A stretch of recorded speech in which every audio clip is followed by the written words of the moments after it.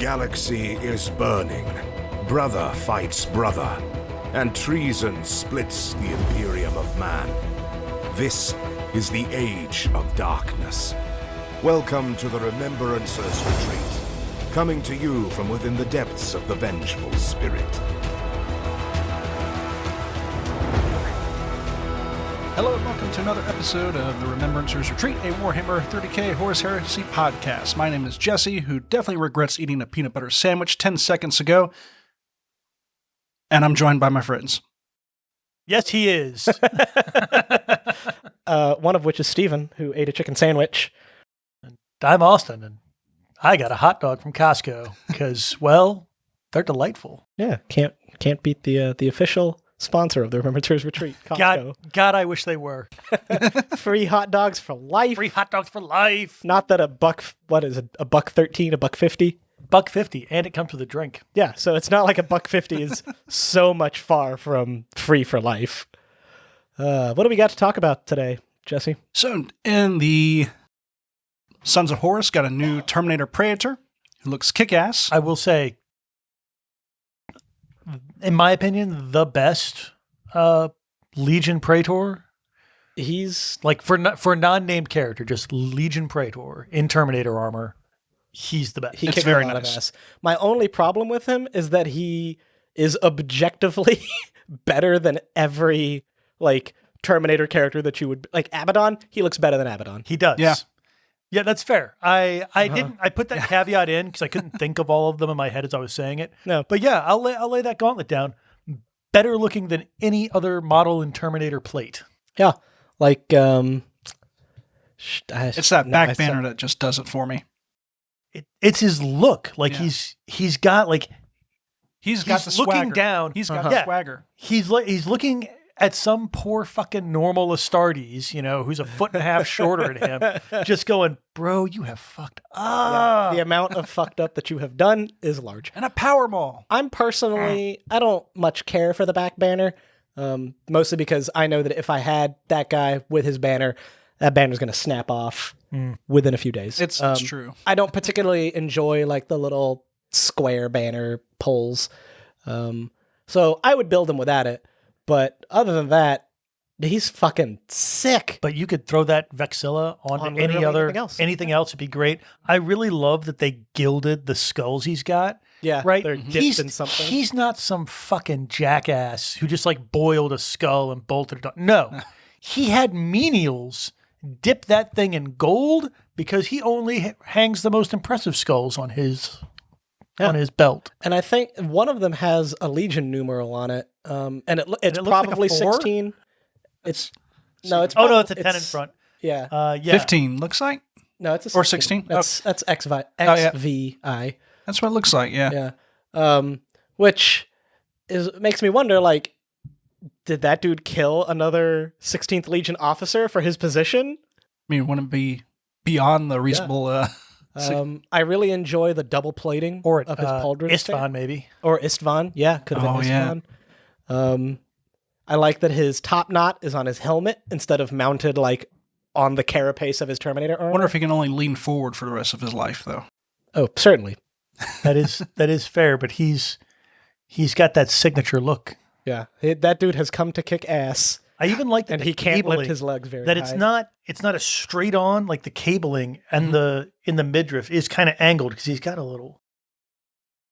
Yep. Yeah. I like the little moon motif underneath for the Luna Wolves, I'm assuming. Oh, his waist there, and that's a sick ass power. Or is he one of the Mournival?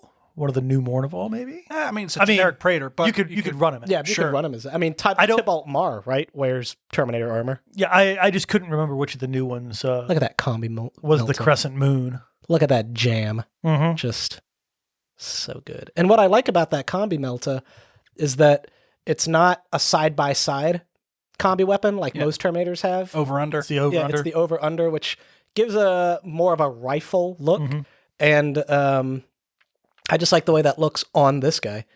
Again, he's got that sick-ass power maul, because I guess he wants to pretend he's Horus. And I will say, they're both, for those of you that don't like either of those weapons, they look imminently removable, right? Yeah. It's not a hard swap if you want your Praetor to have like an Archaeotech pistol or a Paragon blade of some sort or whatever. But that's not the thing I like about this guy most.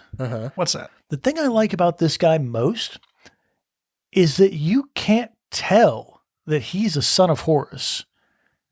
Like he's got some eyes, right? The Eye of Horus iconography on the chest and at the waist. But if you painted him up as a word bearer or an Iron Warrior or anybody else, it wouldn't take much. He's just a traitor. He's a traitor who has been honored by the War Master for whatever reason. For being cool. Doing cool stuff. Wouldn't definitely not take much to like green stuff that chest eye in the front there. I would down here you can shave that off. That right there, that's my Chaplain and Terminator armor. Yeah. Because he's got enough like arrows on him to look generically chaosy. Yeah. Which, that being said, he'd make a fantastic Chaos Lord for a Black Legion army. For those of you out there playing. He looks like he's from the Age of Darkness, but he also looks like he could be fucking around in the Age of the Imperium. No, this is very much like the friggin' Night Lords trilogy, right? Yeah. This is a guy that made it to the 41st millennium, having only spent like 100 years of real time. And there he is. I hope his head's removable, because as much as I like the head, it would look really cool with a bare one. Yeah. Just somebody snarling. Yep. Get an Abaddon head. Put an. I mean, so like he's got so much. He's got so much eye iconography on him, and he's got the officer's turges in the front there. If you could take his head, and if his arms are more or less modular, there's your Abaddon right there. I don't know about his arms, but I would almost guarantee he's got an extra, like he's got a bare head. Like I can't remember if they've done one that just had a helmeted head. Alpha Legion, but that's it. Yeah. Alpha Legion, though. You've already got the Alpha Legion Praetor's head. Just take your spare Alfarius. Yeah. But yeah, this guy is super impressive, and wonder if they're going to go back and start redoing some other stuff. Because like you said, with like Abaddon. Well, Abaddon's going to look tiny next to this guy, because you can bet he's going to be true scale. Yeah. Abaddon's a little rough. That face could use a glow up for sure. Yeah. Well, just put a helmet on him and there's no problem, right? Abaddon should be wearing a helmet. It's dangerous out there. It is. You might get stuck inside a termite for millennia. Yeah. Oh no. Oh no. Good thing nothing like that ever happens to the Sons of Horus. Nope. Never falls down a giant crack, and just that. There it is. To him. Thanks for coming, boys. All right. Let's see. Yeah. Coming soon, I'm sure. Yes. Soon-ish. Oh, Yeah. that's a cool. Cool. All right. So back to AT. Yeah, the best game. Hooray! Yay!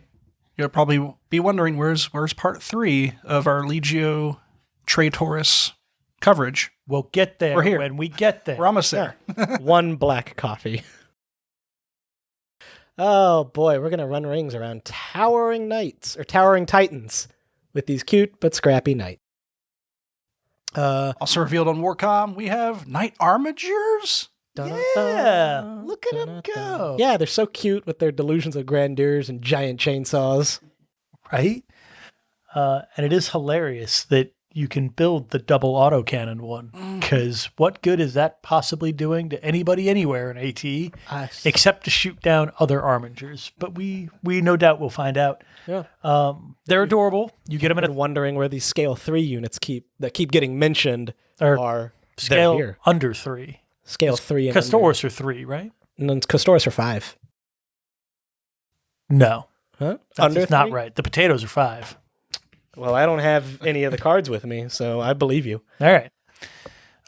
Yeah, so they come in 3 packs, apparently, from Forge World. You can get the kind of regular ones, which you've seen if you've seen, the mech 40K versions. Yeah, These are the just chainsaw, the thermal spear. small enough to fit in a 25 mil, which is adorable and a little surprising, because I thought they might put them in AT, but I was actually expecting them to come to a base and be on like 40s. Yeah.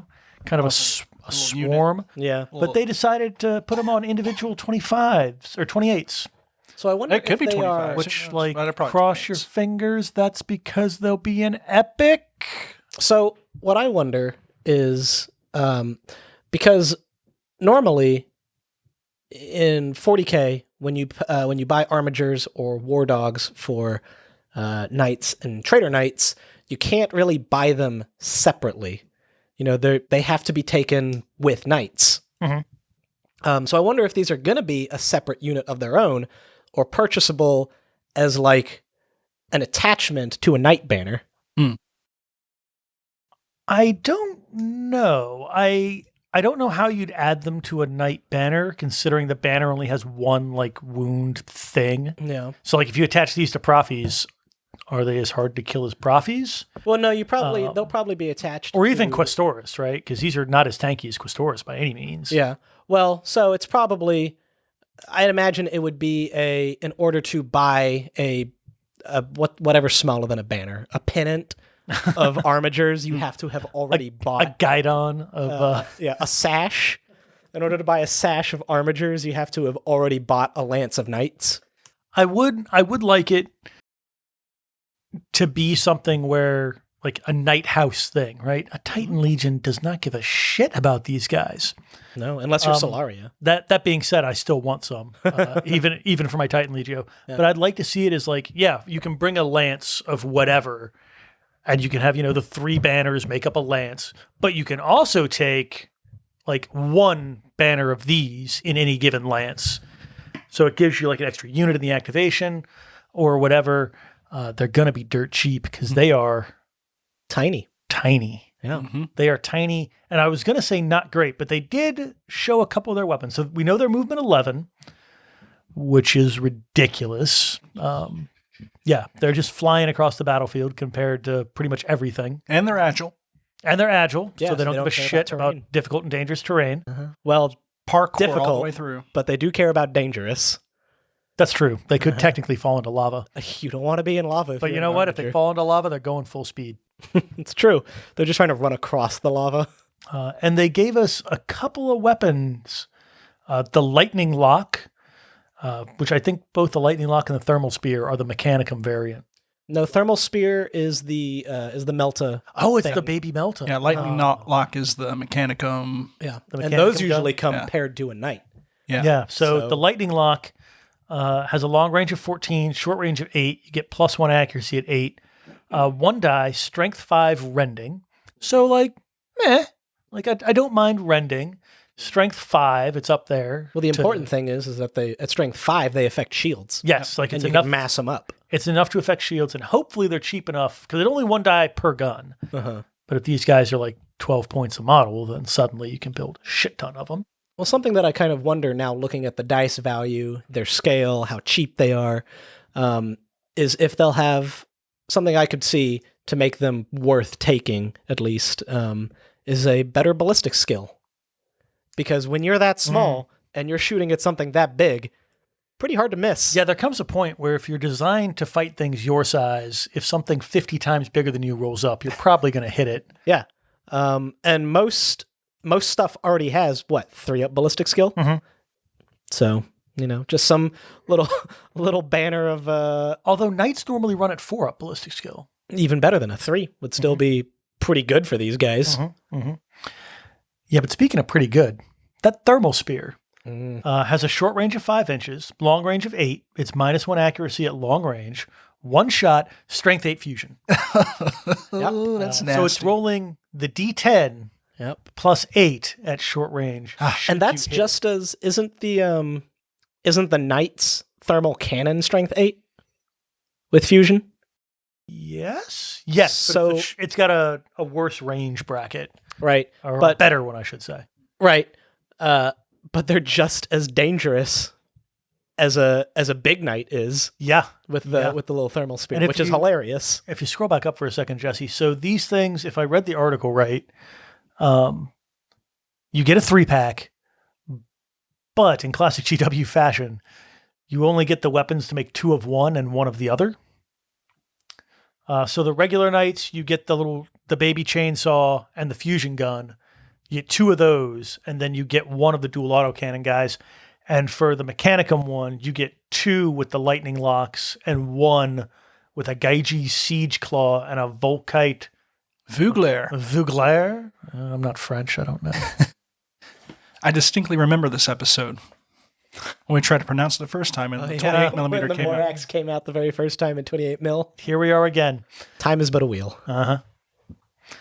But yeah, I really like, and they're adorable. They got a little picture of them. They're about, 2/3 the size of a regular knight. So these are going to be like smaller than a 28 mil Marine. And what I wonder too is, because they're so cheap, It doesn't even come up to a warlord's knee. they're really fast. These guys would probably make excellent, an excellent purchase just to interact with objectives on the table. Oh yeah, no, Stand in a deployment zone, stand in a quartered table, And pray at Bellicose doesn't come your way. run to the other side of the field. and stand there. Yeah. And force your enemy to oh God, I got to turn around and shoot at these little assholes just to get them out of the way. Question is, will a Warhound Titan would just load it out with mega bolters, just be able to just And that is the problem. Having read Mortis, the answer is yes. Yes, definitively so. just add one Warhound, and you're on Armiger patrol. Yep. Which honestly is kind of cool that you're starting to get, not a combined arms because it's still a bipedal, monstrously sized war machine, but it's so little. Yeah, in this scale, it's combined. Yeah. Yep. Yeah, pretty Yeah. neat. I can't wait. This makes me wonder. Well, it makes me almost certain, actually, that we're eventually going to get the Dominus Knights, too.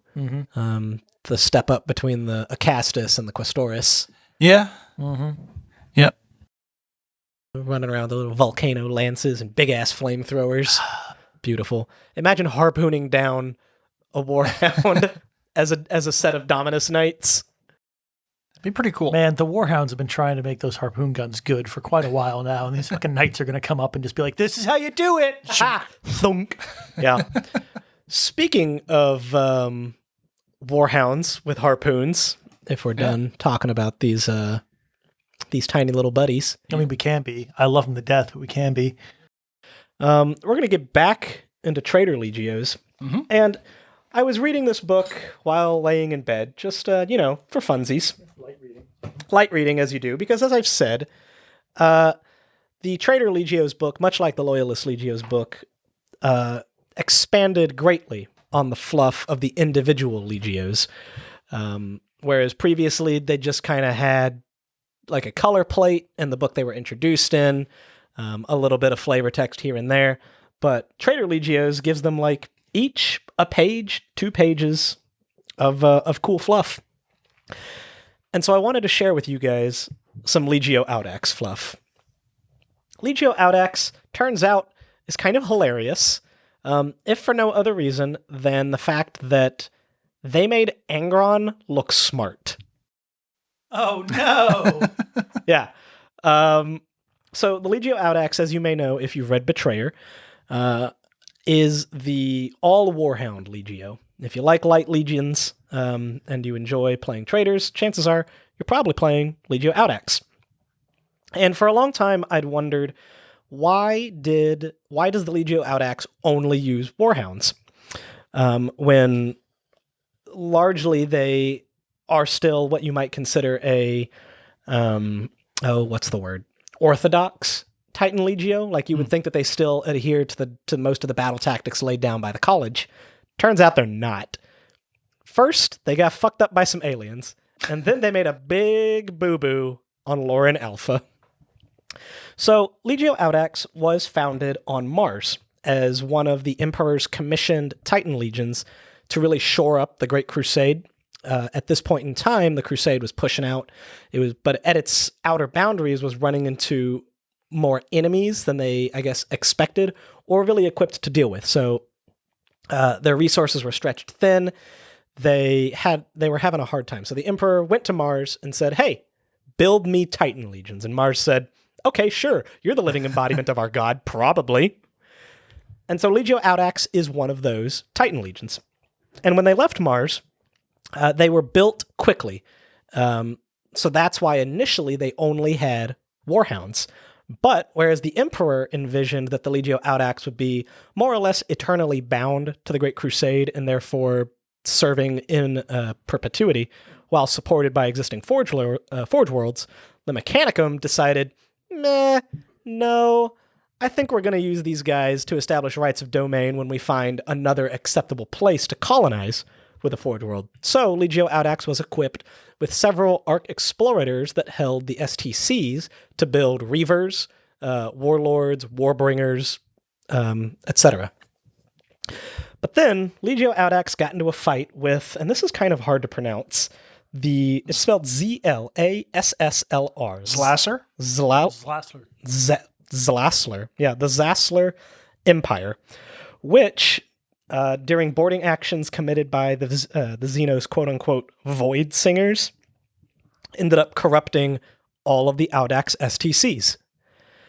And while their Mechanicum assets were able to recover the ability to build Warhounds, they permanently lost the ability to build Reavers, Warlords, the other big toys. Well, Warhounds and other scouts. And other Scout Titans, yes. We'll get to that in a minute.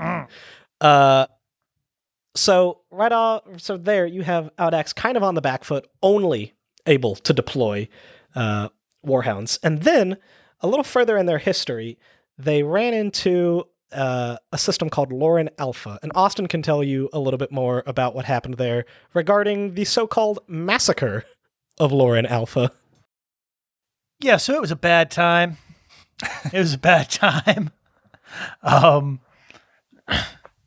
Really put me on the spot with this one. Yeah, I thought you'd done the research already. I had and promptly dumped it. Like just purge, info purge. We're done here. If you'd given me like literally 5 minutes of setup, I could have found my notes on this and been able to provide our dear, important listeners a friggin' impressive, impromptu, quote unquote, discussion on this.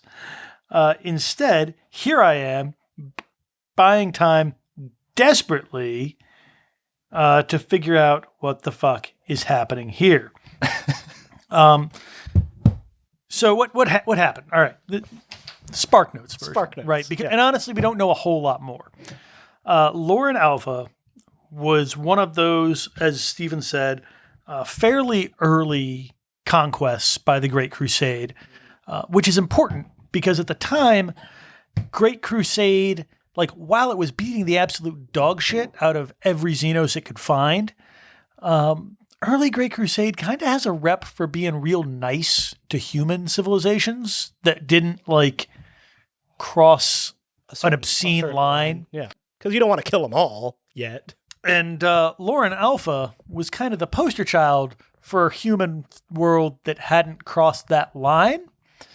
Unfortunately, the Legio Audax has a different place for that line. Yeah, it's a little bit further back. And proceeded to massacre the ever-loving shit out of the planet, along with, I think, the World Eaters? The World Eaters, yeah. World Eaters. And I feel like somebody else was involved tangentially. I know several regiments of Imperial Army got caught up in it. Yeah. So they got clowned on. They annihilated multiple hive cities, which, for those of you that are unaware of a hive city's population, they tend to run into the billions. That's with a B. Yeah. So multiple of those they annihilate. They then, for reasons that aren't really well documented, also seem to have absolutely slaughtered multiple army regiments. Probably ones that were like, hey, can you stop? And they were like, yeah no. Like, they've given up. We're going to turn around and march home. And they were like, oh, you're facing toward us. That's a shame. That's a shame. You can't possibly be on my side, boss. Yeah. And it did. Just Jesus Christ. It was a bad time for all involved, especially, well, I would say especially for the Legio Audax, but the Legio Audax survived. The Legio Audax came out fine. This is not one of those things that it's a massacre because the Imperium lost a lot of stuff. There really isn't any indication that apart from the army regiments, the Legio Audax quote unquote accidentally slaughtered, the Imperium lost much in the way of anything. Yeah. Just a largely compliant world. No big deal. Yeah. Certainly nothing, at best it was a 63-19, decapitate the head, everybody else stops fighting sort of situation. At worst, this might have been a friendly compliance gone terribly wrong. Nevertheless, this went just utterly to shit. Yeah. So To the point where numerous people were calling for the complete dissolution of the Legio Audax following, and I quote, the senseless destruction, unquote, that it undertook during that compliance action. yeah, and it bears noting that up to this point, Audax had already started to get a little excessive with its compliance action. So it wasn't like one day Audax was just bopping along, doing as the youths do, and then the next day they were reducing a planetary population of the dozen of billions to 0. I mean, it doesn't say to 0, just to less. To less than what was previously established. Yeah. Yeah. So they had already been getting like censure requests, and people were yelling for their wrists to be slapped repeatedly and with increasing force up to the point of the Lauren Alpha massacre. But it was the massacre at Lauren Alpha that finally made Mars like, ugh, Yeah. come on. We gotta put our foot down. We on gotta this. do something Yeah. about this. So writs of censure were formally drafted and ratified against the Legio Audax, and they were relocated to the training world, and I still don't know how to pronounce this even after all these years. Bot. B-O-D-T, which Bot. World Eaters fans among you will recognize as the de facto homeworld of the World Eaters.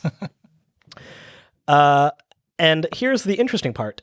They were henceforth banned from regaining the ability to make Titans other than Scout Titans. So Reavers, Warlords. Yeah, they weren't. None of their tech was replaced. Yep. They were also forbidden.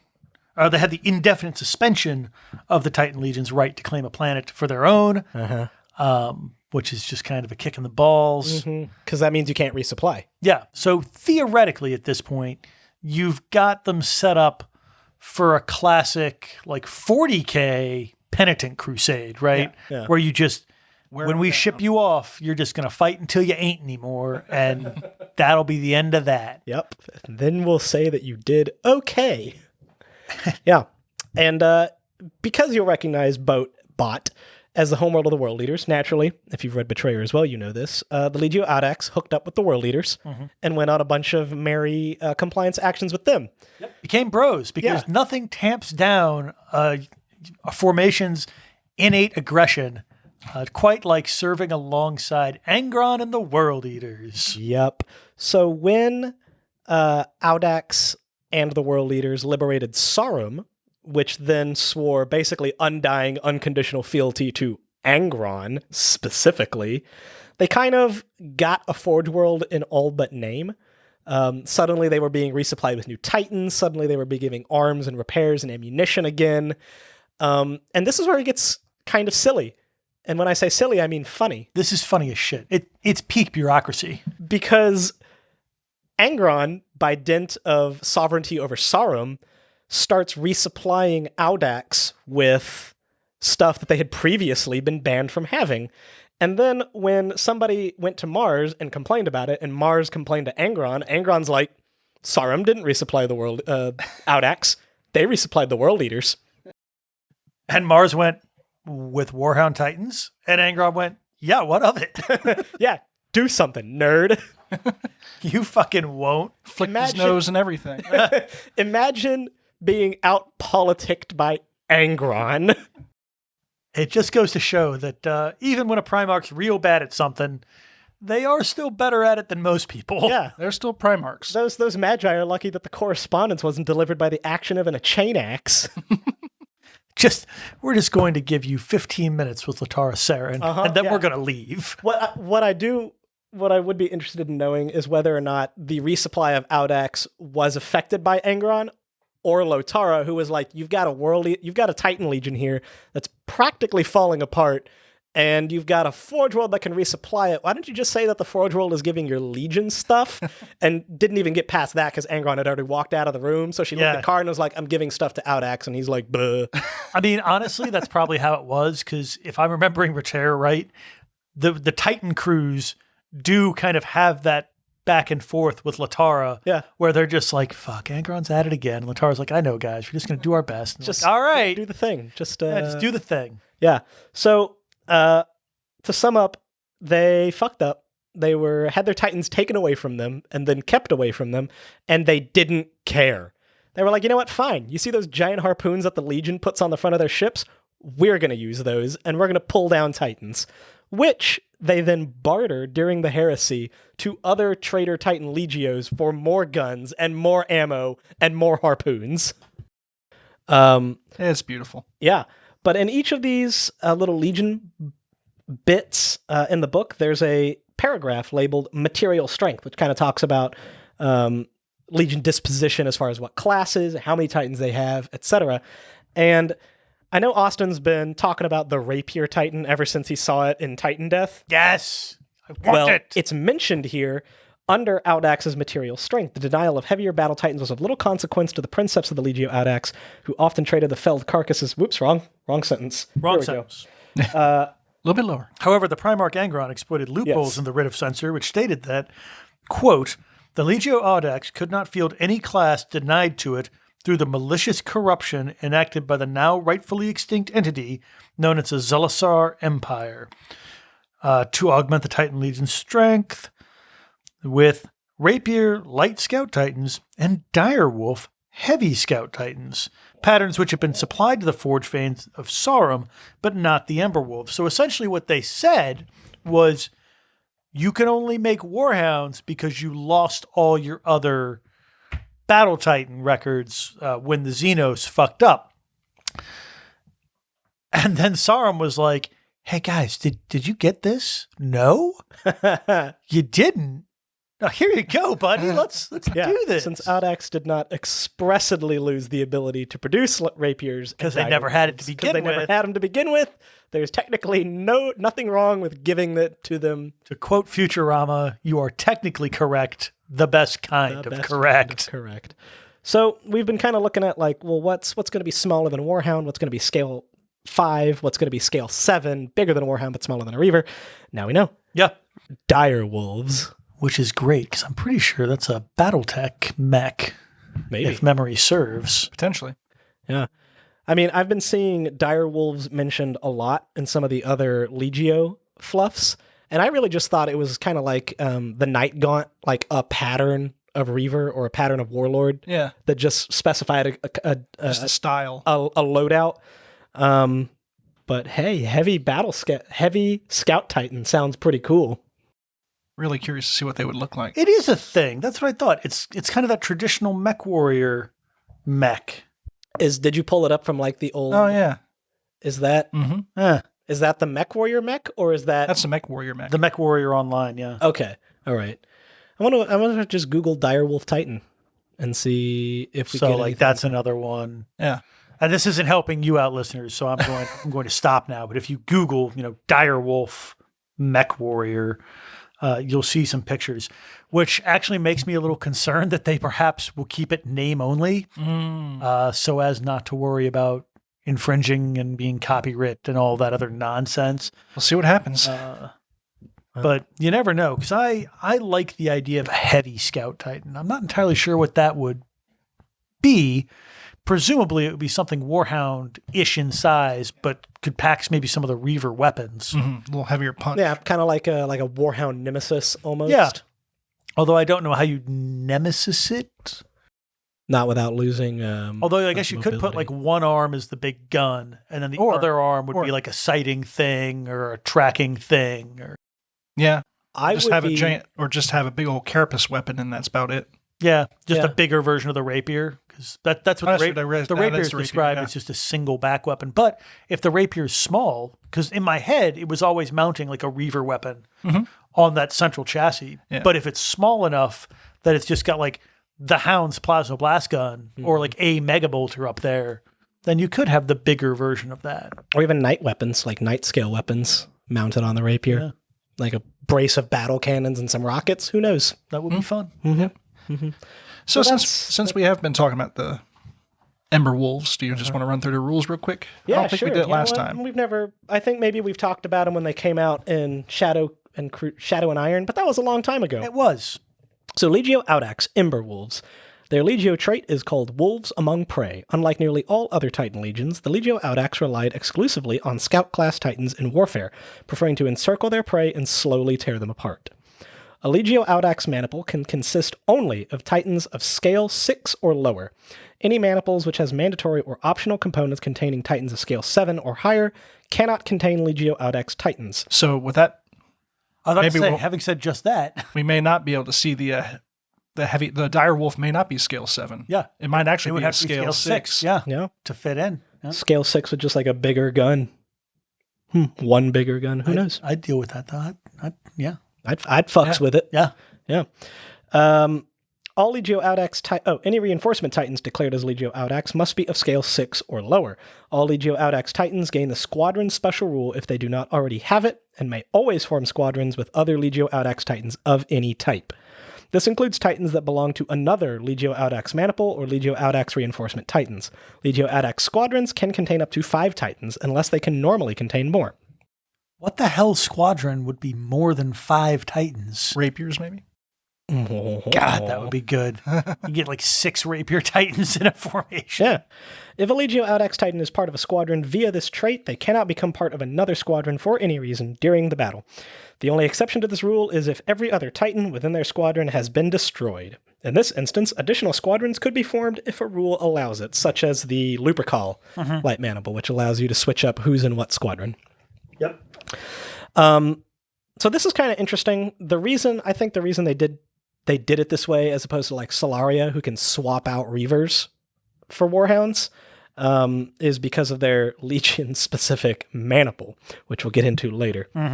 Their other Legio trait is called Stalk Unseen. The Titans of Legio Audax are adept at stalking their prey, utilizing the lay of the land to launch murderous ambushes. For the duration of the first round, attacks made against Legio Audax Titans of scale 6 or lower suffer a -2 modifier to the hit roll, if the Titan is at least 25% obscured by cover, rather than the usual 1. Handy. Very handy. It's not bad. I'll tell you what, take a corrupt Legio Audax Titan, and you put the Gelid Aura, I think the one that lets you basically shift out of, and as long as its shields are up, that's another -1 to hit. Ugh. Take that -3 and suck it. Now, granted, that is only for the duration of the first round. But But a Warhound in the second round is frequently already beside you. yeah, Much more dangerous. Audax is a Titan behind yeah, you. you thought Sanus Audax was is a behind Titan you. beside you. It's actually Audax. Legio-specific war gear is called reinforced plating. The Titans of the Legio Audax are equipped with additional armor plates to somewhat offset the relative lack of armor most Scout Titans possess. A Legio Audax Titan of scale 6 or lower can be fitted with reinforced plating for 15 points. Subtract 1 from the result of armor rolls made against a Titan with reinforced plating. That's so good for 15 points. Yep. That's Just- extremely handy. A whole bunch of fuck you. Warhounds. And it is just everywhere. It's not like the legs or something. Yeah, it's dumb. not like that ablative plating, which goes away after the first crit. It doesn't go away. Yeah, so you get a little heavy Scout Titan already. And then you know him, you love him. Legio-specific war gear, Ursus Claws. The Legio fought many battles against or alongside the World Eaters Legion and adopted the use of the Ursus Claws, oversized harpoons capable of toppling larger Titans and rendering them helpless. An Ursus Claw fitted to a Legio Audax Titan has a strength value of 4 instead of 3. Which is great, because that means if you really need that one last shield down, fire the Ursus Claw. Well, actually, Ursus Claws have the bypass rule, so they just go straight through shields anyway. Never mind. Fuck it. Yeah. Jesse will remove that in post. Yeah, it's fine. He's He's not gonna, No, I don't. gonna let me sound like an idiot on the internet. I mean, where can you be an idiot freely if not on the internet? Other than Congress. Whoa.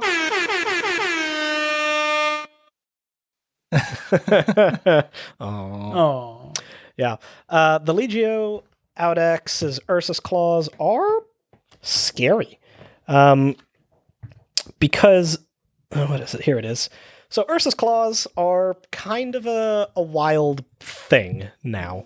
When they first came out, they were kind of garbage, and we're on page 167 is where you can find the weapons charts. But they since got like FAQ'd, and here is the new Ursus Claw profile. So it's a Warhound weapon. Only the Warhounds can take it. It is short range 8, long range 12, so you do got to be close to use it. It has 1 die. It's normally strength 3, but again, Audax takes it up to strength 4.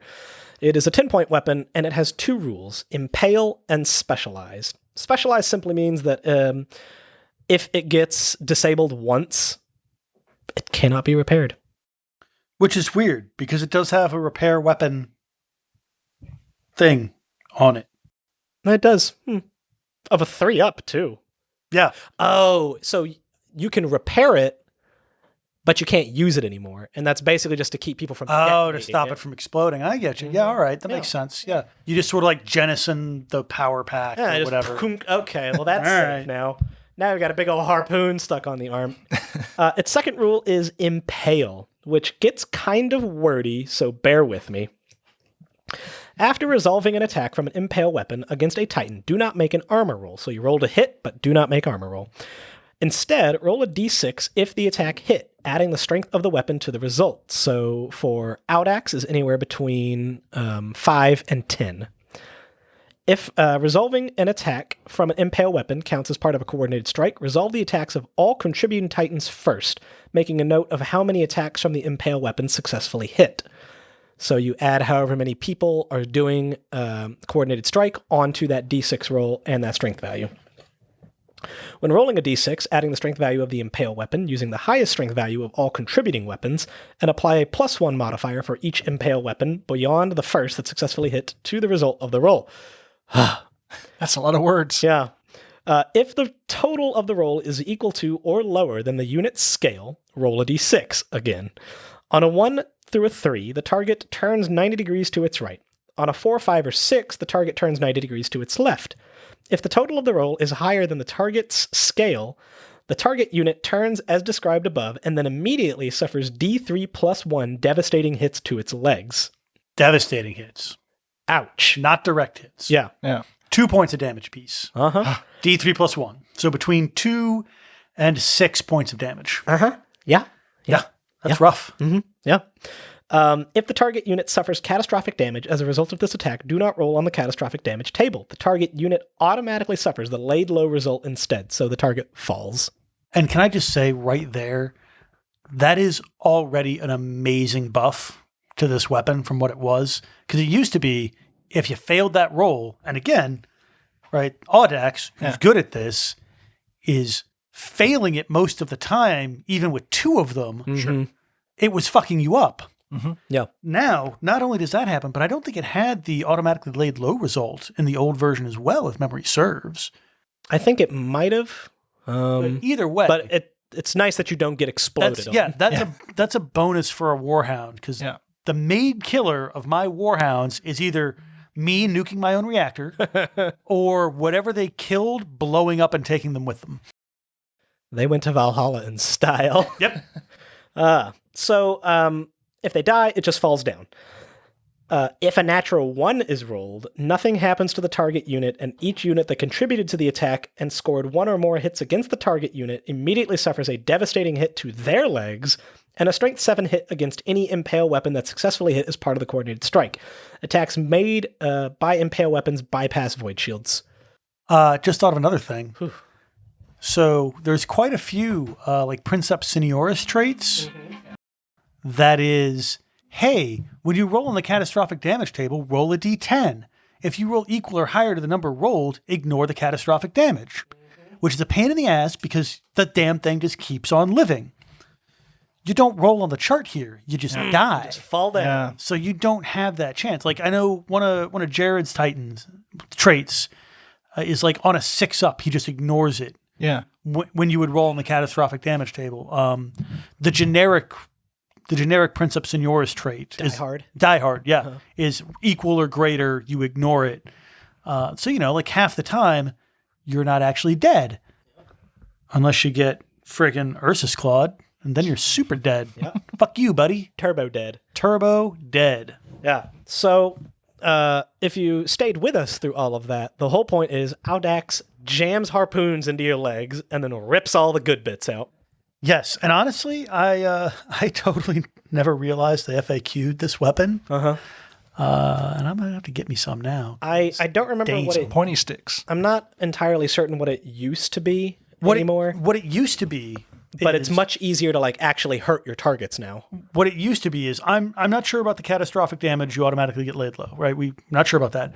What it used to be is you would roll, right, just like above, right? Mm-hmm. Roll a d6, adding the strength value of the impale weapon, using the highest strength value, and add a +1 for each additional.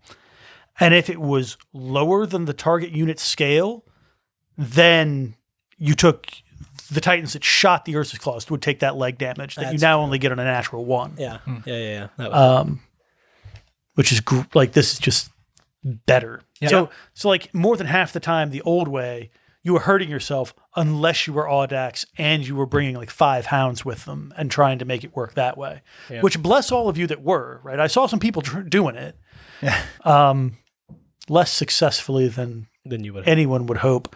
And now they're just glory all the way. Before we get too carried away, I do want to touch on the personal traits for the Princeps and Seniorises, because some of them are really good.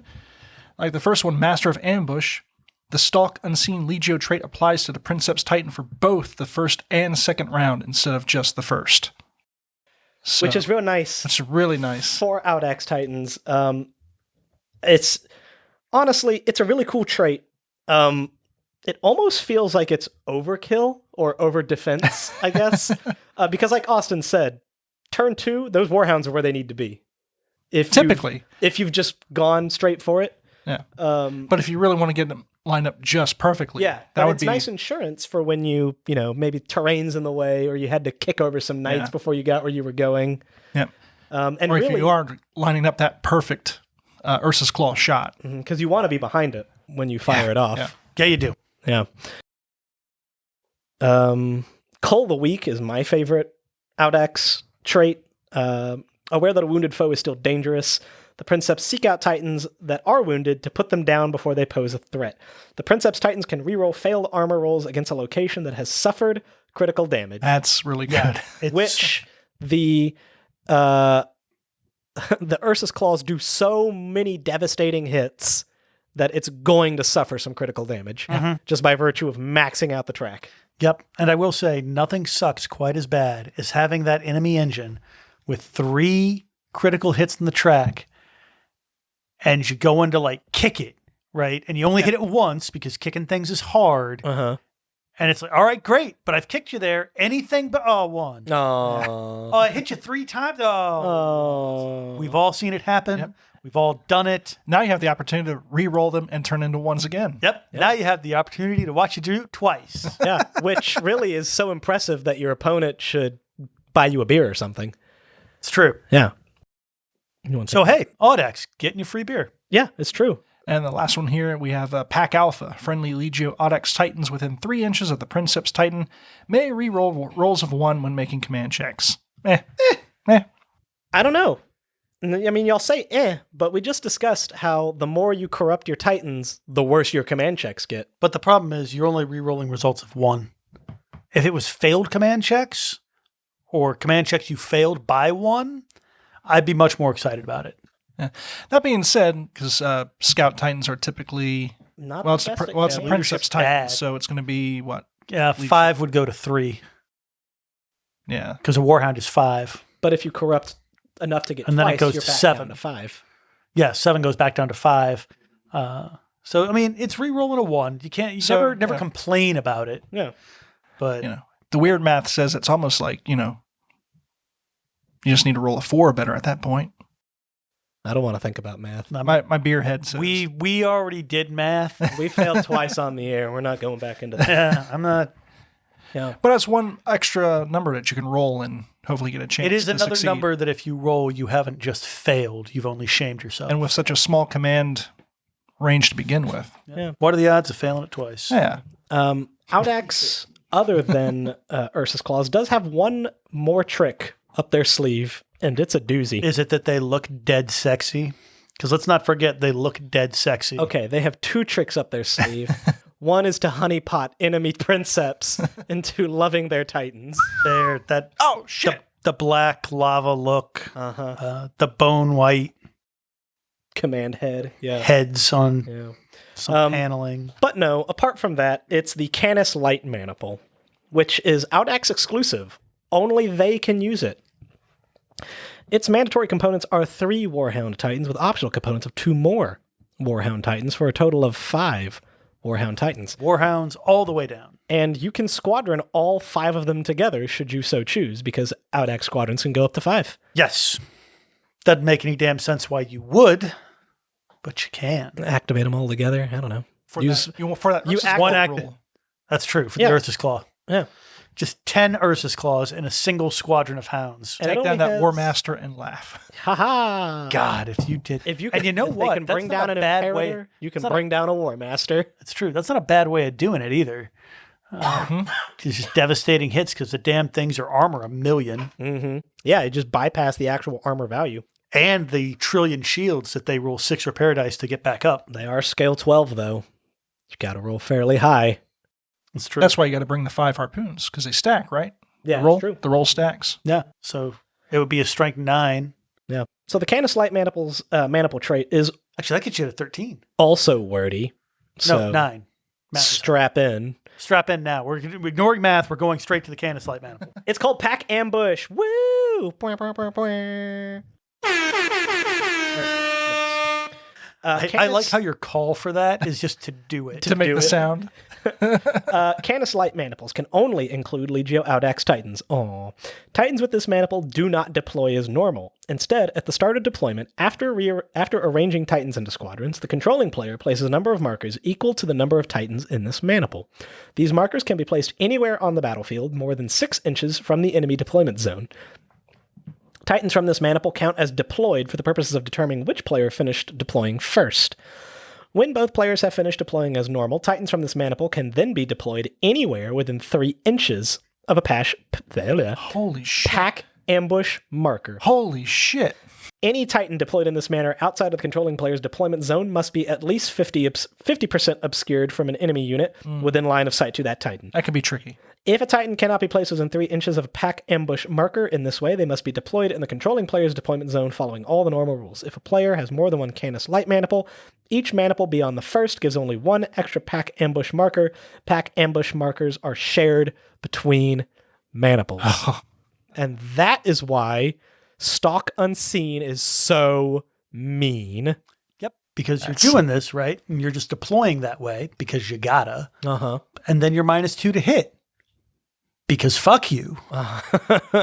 Yeah. And it's anywhere outside of 6 inches. But then you can deploy 3 inches from that. So Yeah. really, You could be 3 or 3 inches away from the opponent's deployment zone. well, I mean, whatever size the Warhound base is, but It has to be.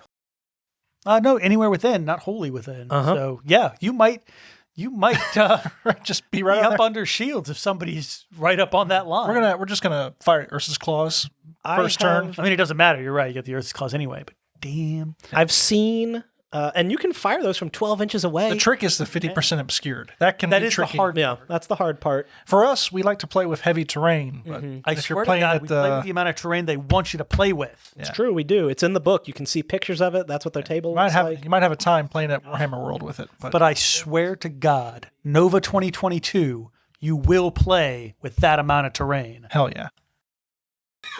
And that's all we're gonna say about that. That's all we're going to say about that. Yeah.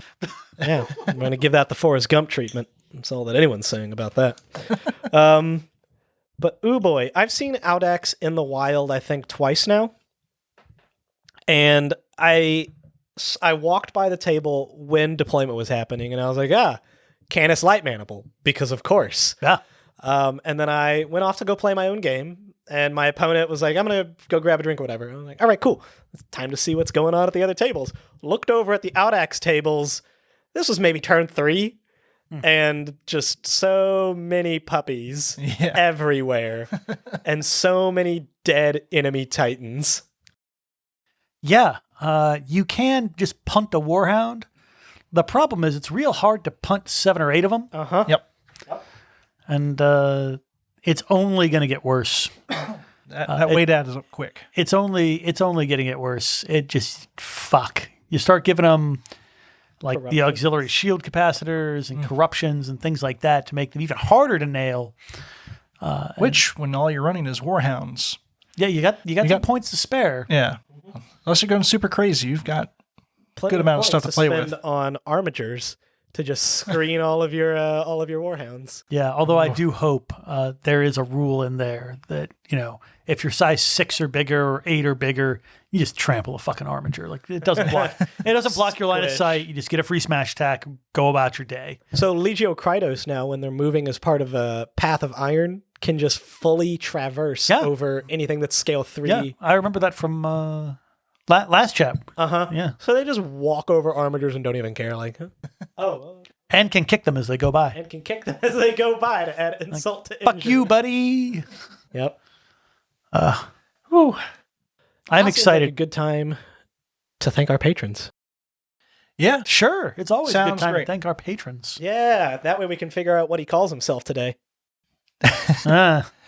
Ladies and gentlemen, thank you for listening to another episode of the Remembrancers Retreat. As always, you can follow us on Facebook at RR30K Podcast, Instagram at RR30K. If you enjoy our program and would like to if you'd like to support us, go over to patreon.com/RR30K Podcast. And right now, we'd like to thank all of our patrons, starting with our Legion Praetors, Alex Self, Chaplanisar, Chris Mack, Jacob Dillon, Garner.Tree of Woe, Joe from Music City Heresy, Luke Rizzuto, Matthew Boyce, Michael Tisdell, Mr. Baldwick, Nicholas Quenga, Sar Luther, Taco Tuesday or Bus 22 Rock and Roll McDonald's, and What's Ligma?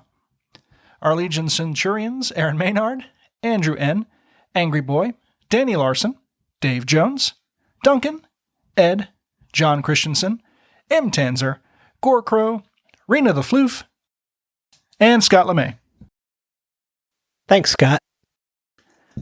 And finally, our Legion Sergeants Agrippina, Emily O'Hare, Garrett Lowe, Jay DeSales, Jay Grammaticus, M. Sear, Nick Gillen, Noah Atkins, The Zoe, and what do I call myself? Today you are... Jack Bunny. Jack the Bunny. No, Jacked Bunny. Jacked Bunny. Jacked Bunny? Jack Bunny. Oh, I see. Yeah. Thanks, I Jack saw it Bunny. and it spoke to me. I was going to name him after one of the Princeps of the Legio Audax. Nope, But Jacked Bunny is better. Yep. Some other day. I like that. I like that more. Yeah. I call it how I see it. And once again, if you enjoy this program, go over to patreon.com/RR30K Podcast. And there you can also find the Iterator's itinerary, real weird news of old Earth that we got drunk and just and some of you liked. Yeah. What's wrong with you people? And now I got to get drunk and do another one? Why don't you have standards? Going to talk about goddamn emus. Yeah. It's no wargaming. It's just us getting drunk and Not talking even about weird references shit. to wargaming. There was one reference. There was a single reference that we immediately shot down because we weren't doing wargaming references. Well, all right then. It's for the people, the masses, the plebs, if you will. But yeah, if you'd like to... Apparently. Not the plebs, our patrons. Well, presumably because it's not wargaming related. It's Anyway. for not wargamers as well, who I consider plebeians. And if you'd like to listen to the first episode with wizards... Sprinkles. I like how Sprinkles, Jesse just rolling right over it. just straight up ninjas, and the King of Spain. Yeah, go over and become a patron. If you any want to tier. hear Steven shit talk the King of Spain, I'll do it again. not monarchies, just the King of Spain. We'll do it again in episode 2. Let's talk about the War Master Iconoclast. Yep, then we'll wrap it up for today. Yep, scale 12, momentous. I don't know if we've talked a whole bunch about the actual War Master class Titan. I know we talked about it some. We speculated when we saw everything on Warcom. But recently, Warcom... No, we did a deep dive. We did a deep dive into it. Okay, cool. So then all we really have to talk about is the Iconoclast. Yeah. So the Iconoclast is the newest, biggest girl. the newest, biggest, shiniest girl. And she is a War Master Titan that has one purpose and one purpose only. And that is to drive an enormous chainsaw the size of a hab block through your soft, vulnerable parts. And should you survive, to crumple what is left into a tiny, extremely dense cube with a graviton imploder. And I will point out that because it is a War Master Iconoclast pattern heavy battle titan and is swinging a chainsaw the size of a hab block at you, all of your parts qualify as soft and squishy. Uh-huh. Yeah. All of them. Yeah. So Warcom showed us this one and said that it would be included with Traitor Titan Legios, and it has. It is largely, at least structurally speaking, identical to the other War Master, which is just called the War Master. So it is scale 12, has a big chunky reactor, and a lot of void shields. 1, 2, 3, 4, 5, 6, 7 void shields. Yep, 7 voids. She goes 4 inches. And it keeps that 3 up for 4 of them. Ugh, Christ. She can go 4 inches normally, 6 inches when she boosts it. She has 1 turn normally, 3 turns when she boosts it. Big giant head track, big giant body track, big giant leg track. BS3, weapon skill 5, 6 servitor clades. Most importantly, that 4 critical hit track instead of the usual 3. Yeah. Ugh. All the nasty. Yep, all the nastiness. So it bears noting that the War Master Iconoclast is considered a separate type of Titan from the War Master. You can't take the suzerain plasmas on the Iconoclast. You cannot take the Iconoclast weapons on a regular. Yes, all the arm weapons are bespoke. The shoulder weapons are not. Correct. Nor, I think, is the carapace weapon. It seems that the carapace weapon is. The standard War Master comes with the Revelator missiles. The Iconoclast has the Cruciator Gatling Array.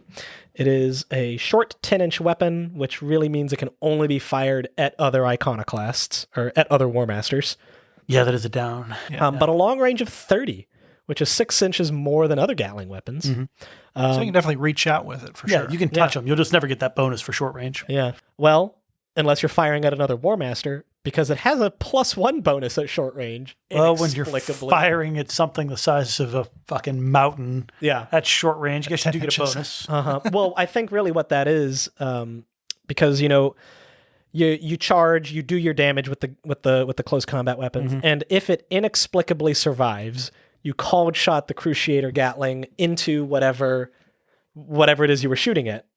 Because at that range, you know, called shots is only -1, and the accuracy bonus is +1. You can called shot to death your opposing War Master Titan. Yeah. Should it ever come to that. And with 12 strength 6 dice, you can get the job done. You can. Because it also comes with ordnance. Yep. Even with the other guy's armor being 13 minimum. Yeah. But let's be honest, you didn't bring the War Master Iconoclast so that you can shoot stuff with a Cruciator Gatling Array. You brought it for the Desolator Chainsword, which, fun fact, is the same size as a Battlefleet Gothic Desolator battleship. Huh. Yeah. Look at that fun. Little fun little Easter egg for you. It's a true thing that I just made up. Aw. It probably is the same size. It is real big. The Desolator's not. Yeah. Yeah. The Desolator Chainsword has a short range of 4 and no long range. Now, you may be thinking, 4 inches, why should I care? It's because most melee weapons have a range of 2. Because it's all how you use it. It's true. It's not the size of the chainsword.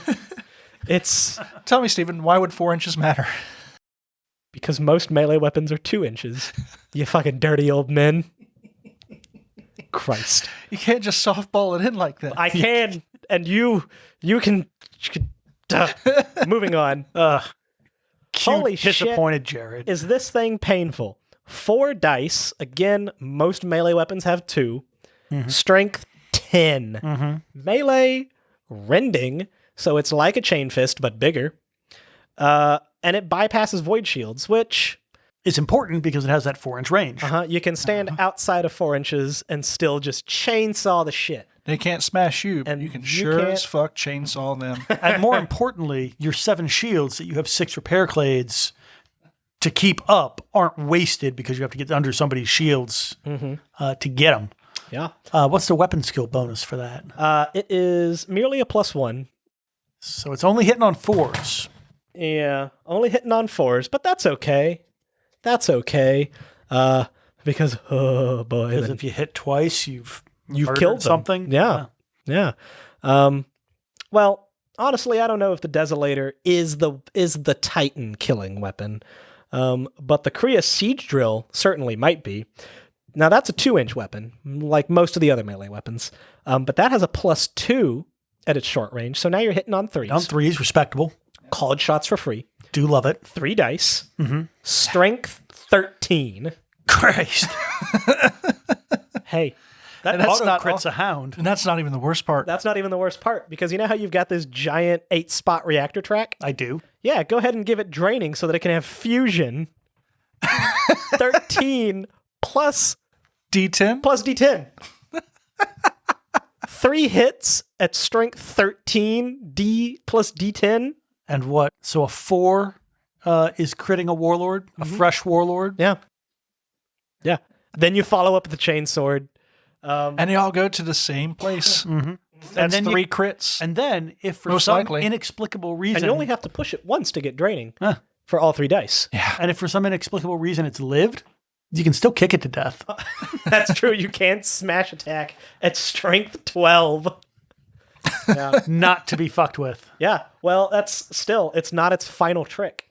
Because it has the Krius Grav Imploder inside the Krius Siege Drill. Oh, no. This is going to make me just become a Traitor Legio player, isn't I it? don't know. Loyalists No, can loyalists take it. have it. Leos can take the Iconoclast? Yeah. Oh, shit. Okay, Yeah, sweet. Don't you fret. Oh, fuck. Don't Yeah. worry your Loyal pretty little servants of the Emperor. Awesome. Take note. Yeah, just change a couple of maybe change the Desolator name. Just like to mention, my faith was never changed one bit. Uh-huh. Fucking Dark He's been a Dark Angels player the whole time. His faith has never wavered. Yeah. Faith in who, though? That's the question. Anyway, Krius Grav Imploder. Yeah, this has a short range of 2 and a long range of 8. So It's a gun. it's a gun. Sure. But at short range, it has a +2 accuracy. So, Delightful. you're 3. going to hit on 2s. It has a +3 accuracy. No, +2. All right. And it's weapon skill 5. Oh, yeah. Because at that range, 'cause you use madness- your weapon skill. Yeah. Yeah. Okay, cool. But 2 still, more dice. 3 is not bad. 2 more dice at strength 12, so it's slightly less impressive than So than the drill. Yeah. But at short range, it has melee and rending. So again, you get that extra D3. Calling the shot. Yeah, this is pretty cool. I like this mix of a melee weapon plus. And at long Range range, weapon. when you fire it as a gun, it has concussive, Oh. draining, ordnance, and quake. That sucks so bad. Hoo boy. Oh, I'm going to get my Reaver into range, and then I'm going to charge that and just punch. Oh. Oh, no. So you strip the shields down with that Cruciator Gatling array on that Warhound, and then once it Warmaster. comes closer... What's the long range on this? 8 inches. Yeah, once it comes closer. Okay. Or because the Warhound has to come closer if it wants to get It's a kill. certainly not resparking those voids. Yeah, it's not going to respark those voids in time, and all those Audax Titans need to get in close. No, they don't. They can stay at 12. Yeah, but you're not going to stay at 12 at that It's point. true. You're not. You got the kinetic transducers we'll get to here in a minute. Yeah. So you run up, and then they find out for fucking around. Mm-hmm. Uh-huh. Mm-hmm. Yeah. Yeah, because I do like these kinetic transducers. It's the auxiliary reactor system, which I think can be taken by anybody. It didn't say that it's not specific, specific. so you could technically equip the other one with it. Yeah. And you might want to, because it is fun. If a Titan with this upgrade moves 5 inches or more during the movement phase, remember boosted speed is 6, so barring Traitor stuff or Legio abilities, you got a boost to do it. Add 1 to the strength of all weapons with the melee trait it is equipped with for the remainder of that phase, which pushes those 12s to 13s, the 13s and to everything else to 14s. Because it doesn't have smaller melee weapons, because it's a goddamn Warmaster Battle Titan. In addition, a Titan with this upgrade may make a smash attack when moving as part of a charge order, in addition to any other attacks it makes. So the damn thing charges at you, smashes you for free at strength 13, and then proceeds to do whatever else it wants, because it still gets to swing with one of the 3 varieties of melee weapon it has. Yeah. And to add just like icing on the cake, if you really want to go ham. Give its little shoulder weapons 2 melta cannons, and just pop 2 more strength 11 fusion shots into whatever it is that's somehow still standing. And honestly, I don't know if I would go with the Melta or the Plasma. My heart says Plasma because that's just who I am in life. So you want those double shots. I do want the double shots, but I want the double shots paired with that Gatling. Because we've read all this, and we're really excited about the melee potential of this Titan because it's amazing. Nothing will want to get within charge range of this Titan. Yeah. Because it has a significant charge range. And it's got a significant charge range. 8 inches if you play Traitor. Longer than that because it's a 4-inch sword. Oh, yeah. So, like, it goes a decent ways. You can avoid it if you really want to, but then you're having to deal with 12 Gatling shots and whatever's in the shoulder mounts, which ain't great. I mean, it's still pricey, right? We're talking more than 500 points for the whole. It's the whole 850 points plus weapons. Oh, 850. Yeah, it's a lot. I was right. It is technically over 500. Yes, It is. It is many, many points. Points a spending. I can't possibly imagine it makes those points back unless there's another War Master on the field. It doesn't matter if you win the game. But that's not what it's about. Yeah. Like the sheer, like the fear factor this will engender. Like I'm not thrilled. Steven's got one. I know because he's been waving the terminal at me. I don't know when I'll deal with it, but I'm gonna at some point. You're gonna have to. Yeah. And we'll see how Alea does. She's got a lot of shields, and you can corrupt them too. You can corrupt a War Master for even more fun times. Yay, the funnest of times. You can make them -1 to hit. Yeah, because those shields are never going down. Not for a long time. Nope. Christ almighty. Yep. On his throne. Let's see. What would be a good one to take? Actually, of corruptions. Honestly, what I would Overwhelming Rage. Overwhelming Rage would be good. Yeah, just Get for that more extra melee attacks. die. Well, yeah, because you look at the hits and you're like, okay, Kriya Sea Drill, 3 dice, not a lot. Statistically, you're gonna miss 1. honestly, I'd give it the Slaneshi one. They let you boost for free because then that also gets you the -1 to Preternatural Grace. Yeah. And then it also gets you the minus to be hit, and it's just delightful. Actually, Warp Conduit is pretty funny on it. Pay 20 points to just blap something with a strength 10 hit after you fired all those weapons if it somehow is still standing. A little insurance, yeah. So rude. Demonic Bile would be hilarious. It's true. Just chainsaw, drill, gravity weapon, and then vomit on them. Chitinous Carapace, although you can't push it at that point. Demonic Ichor for that magazine detonation. Preternatural Regeneration. Well, I guess that's only for ranged weapons. That doesn't affect melee, does it? Mm-hmm. I still like Preternatural Grace Immaterial Shield. As the not being the most elite combo. It's cheap. You push it for free, and then you're also -1 to be hit. Yeah. What's the command check on the War Master? It is a 3, right? 3. Yeah. Yeah. So you can have So that plenty puts of it to 5, which is still fine. You'll never have any Princeps Senioris in it because it's a auxiliary support Titan. Yeah. But 5 isn't bad. And honestly, what are you doing? I mean, I guess charge, split, full stride. There's stuff you're doing, right? But Yeah. I was full striding, charging. The having them, the smoking them. Mm-hmm. Yeah, I've got it. I actually have both War Masters. I have the Shooty War Master for Legio Infernus, and I have the Melee War Master for my Corsair Maniple, which, now that Corrupted Titans is out, it's time to rebuild, reconvert. Can you take a War Master and a Corsair? I mean, you can take it as a support Titan to a Corsair. Gotcha. Yeah. I was about to say, you start.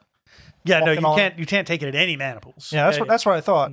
Not I just yet wanna make until inevitably in The War Master battle maniple of King Dicking it. Yeah, And it's just inevitably in it's one of 2026. these and 4 warlords. Yeah, inevitably when 2026, when the support cycle for Titanicus has inevitably run out, and they need to just publish an end times-esque book with all sorts of crazy shit, War Master Battle Line, Desolation Maniple. Yep. It'll be good times. It will be good Definitely. time. But I reckon that's about all we got tonight. Yeah. Yeah, that's all we got. It's been a lot of fun. Yep. Thanks for hanging out. Next time, and maybe we'll finally get down to knights And stratagems. and stratagems. Yeah, we could have read straight out of the book this time, but there was too many cool things to talk about. A lot of cool things to talk about. Yeah, we hope you enjoyed your time here. Once again, keep those dice rolling. My name's Jesse. I'm Steven. I'm Austin. Have a good night. Bye. Bye.